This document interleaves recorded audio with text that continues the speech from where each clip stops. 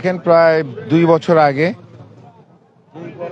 বিএনপির ভারপ্রাপ্ত চেয়ারম্যান জনাব তারেক রহমান জাতির সামনে রাষ্ট্র কাঠামো মেরামতের 31 দফা উপস্থাপন করেছিলেন, 27 দফা।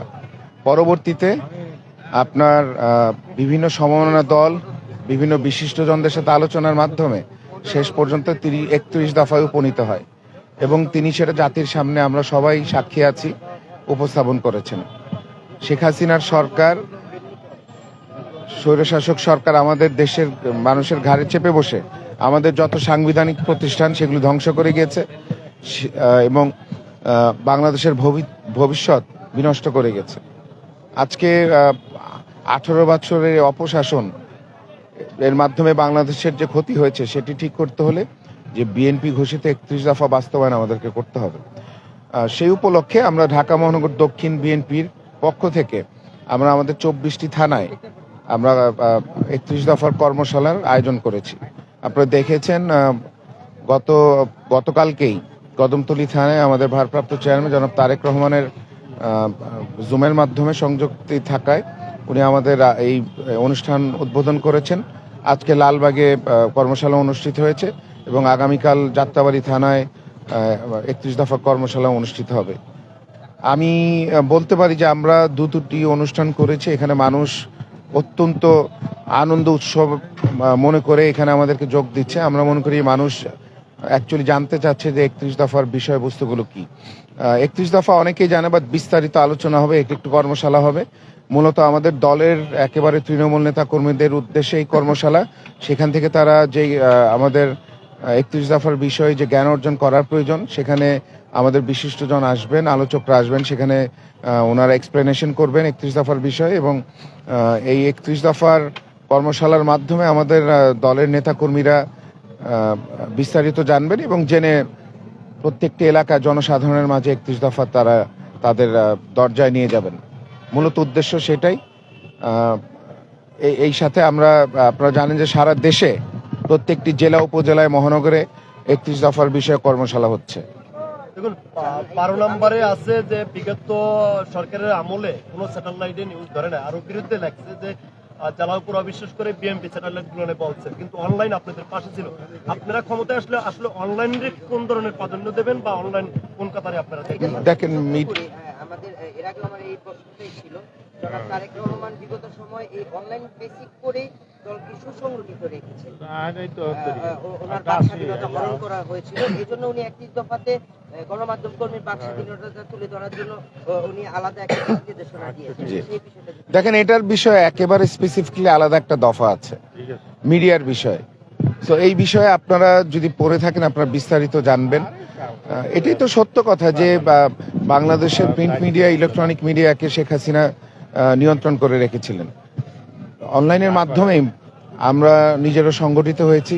আমাদের প্রিয় নেতা জনাব তারেক রহমান যে নির্দেশনাগুলি ছিল দেশবাসীর জন্য, আমাদের জন্য, সেটি আমরা বিভিন্ন সোশ্যাল মিডিয়ার প্ল্যাটফর্মগুলি আছে, ফেসবুক বলেন, টুইটার বলেন, ইনস্টাগ্রাম বলেন, এই ধরনের প্ল্যাটফর্মগুলি ব্যবহার করা হয়েছে এবং আমরা আমাদের মেসেজগুলি পেয়েছি এবং দেশবাসীও জনাব তারেক রহমানের কথাগুলি শুনতে পেরেছেন।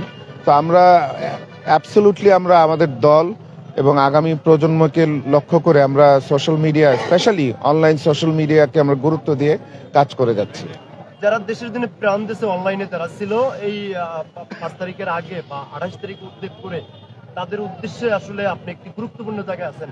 এই বিষয় নিয়ে আসলে আপনি একজন সাংবাদিক প্রেমিক লোক, আপনি কোন ধরনের কাজ করবেন আগামী? আবার বলেন প্রশ্নটা। আপনি একজন সাংবাদিক প্রেমিক লোক, গণমাধ্যমকে অনেক ভালোবাসেন বা আপনি দুটো গণমাধ্যমের মালিকও ছিলেন, ইতিমধ্যে আপনারা যখন ছিলেন। আসলে যারা মারা গেছে আন্দোলনকে কেন্দ্র করে, যারা সাংবাদিকরা মারা গেছে, যারা নির্যাতিত হয়েছে, তাদের নিয়ে আপনার জি, দেখেন, এইখানে তো অনেকেই শহীদ হয়েছেন, অনেকেই জীবন দিয়েছেন। এই নতুন বাংলাদেশি বাকশাল বলতে গেলে ডিজিটাল বাকশালেই ছিলাম আমরা।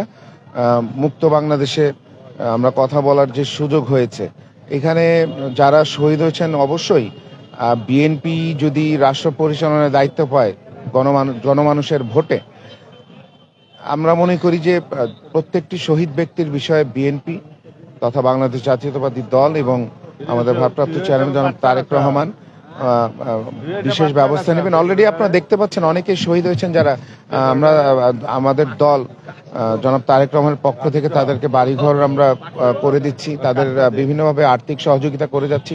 আমরা বিএনপি নামের আমাদের একটি সংগঠন আছে, যেটির মূল পৃষ্ঠপোষক বিএনপির ভারপ্রাপ্ত চেয়ারম্যান জনাব তারেক রহমান। এবং আপনারা যদি লক্ষ্য করে থাকেন, 5ই আগস্টের পর থেকে বিভিন্ন শ্রেণীর মানুষরা যারা শহীদ হয়েছেন, যারা ক্ষতিগ্রস্ত হয়েছেন, যারা পঙ্গুত্ব বরণ করেছেন, তাদেরকে বিভিন্নভাবে আর্থিক সহযোগিতা সহকারে, বাড়িঘর নির্মাণ সহকারে, যেখানে যেটা প্রয়োজন হয়, সুচিকিৎসার কথা বলেন, আমাদের দল এবং বিএনপির ভারপ্রাপ্ত চেয়ারম্যান জনাব তারেক রহমান নির্দেশে কাজ করে যাচ্ছে। এবং আমরা মনে করি যে যারা শহীদ হয়েছেন তারা একটু গুরুত্ব বহন করবে আজীবন বাংলাদেশের মানুষের জন্য।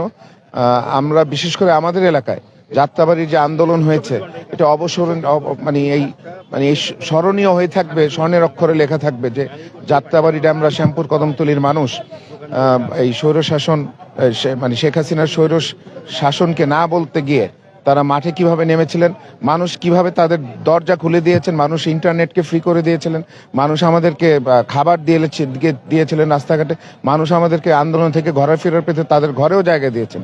সো আমরা কাজ করব যাতে এইখানে বিশেষ করে আমাদের এই অঞ্চলে যারা পঙ্গুত্ব বরণ করেছেন, যারা শহীদ হয়েছেন, তাদের যাতে বিশেষভাবে সরকার আগামী দিনে যাতে ব্যবস্থা নেয়, সেই বিষয়ে আমরা কাজ করব। অসংখ্য অসংখ্য ধন্যবাদ। এই মুহূর্তে আপনার কাছ থেকে বিদায় নিচ্ছি, আবার যে কোনো অনুষ্ঠান নিয়ে আপনার কাছে উপস্থিত হবো।